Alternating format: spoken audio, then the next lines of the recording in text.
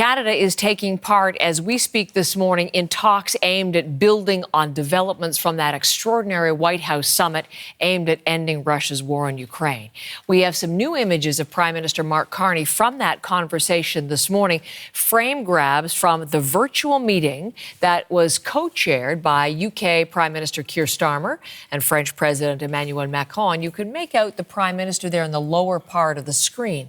The focus for the meeting this morning, security guarantees for Ukraine. And we will be watching for an official statement from the Prime Minister's office as to anything that has come from that meeting later today. Security guarantees, though, one of the key takeaways from the summit yesterday. So is Donald Trump's push to arrange the first ever one-on-one meeting between Ukrainian President Volodymyr Zelenskyy and Russian President Vladimir Putin. Lisa Shing is in Washington covering things for us. What is the latest to read there in Washington about that extraordinary scene yesterday at the White House and the summit on the war?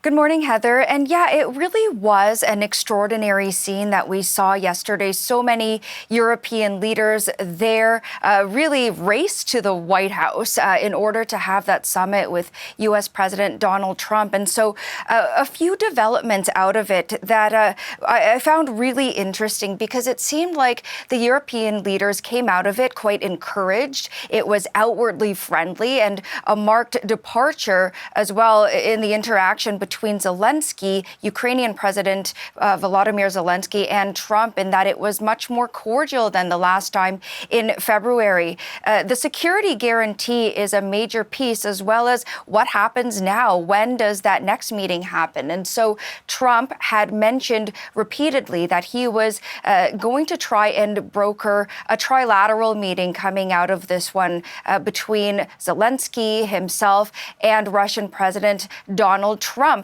But after all of that, after the hours-long meeting happened, he posted on Truth Social saying that he now wanted to have Zelenskyy and Putin meet first before a possible trilateral meeting that would include him as well. And so what do we know about what happens next? German Chancellor Friedrich Merz had said after the meetings wrapped that the meeting between Zelenskyy and Putin could happen within the next 2 weeks, that a location hasn't been nailed down yet. That's what Trump had told him following his call with Putin, that 40-minute call that he had during the meeting with the European leaders. Here's a little bit of Trump on Fox News this morning. He was on the phone and he talked about why he set up the summit between Zelenskyy and Putin.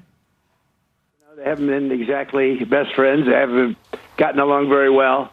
And I called President Putin yesterday, and I do have a good relationship, but it, only matters if we get things done. Otherwise, I don't care about the relationship. I do have a good relationship with him, but I want to get things done. I've solved 7 wars. We ended 7 wars. I thought this would be one of the easier ones, and this has turned out to be the toughest one. The fact that maybe they're getting along a little bit better than I thought. Otherwise, I wouldn't have set up the 2 meeting. I would have set up the 3, a trilat. And so it's important to point out that in all of this, we talked about the security guarantees for Ukraine. That was a big piece for Zelenskyy, a big ask. Trump at first did not rule out sending U.S. troops to Ukraine when he was asked about that, but distanced himself a little bit from that, saying Europe would take the lead with coordination with the U.S. after the summit. In all of this, though, there's little detail yet about what exactly that security guarantee would look like. What are the potential roadblocks at this point, Lisa, in this push for these bilateral, maybe trilateral talks? I mean, the main roadblock, namely, is Russia. After the call between Trump and Putin yesterday, the country's foreign ministry issued a statement stating that any scenario involving NATO troops in Ukraine would risk, quote, an uncontrollable escalation of the conflict with unpredictable consequences. Now, a lot of analysts are pointing out that it's not clear why the U.S. would need permission from Russia to give these protections to Ukraine.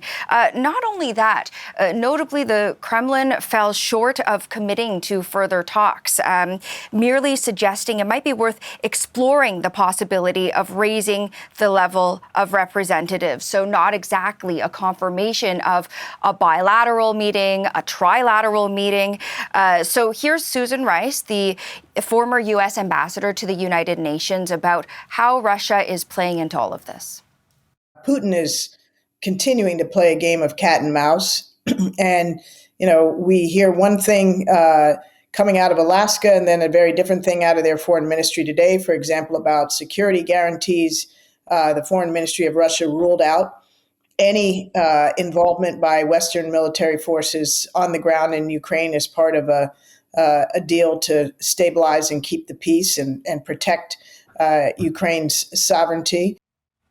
So while the European leaders came out of yesterday's meeting seemingly encouraged by what's transpired, there's a little skepticism of how this might translate into concrete solutions. Critics might say that, Russia doesn't genuinely want peace, that it's delaying to prolong the war in Ukraine.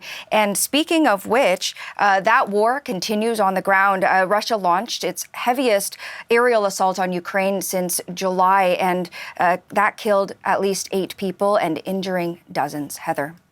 Lisa Shing in Washington, thank you very much.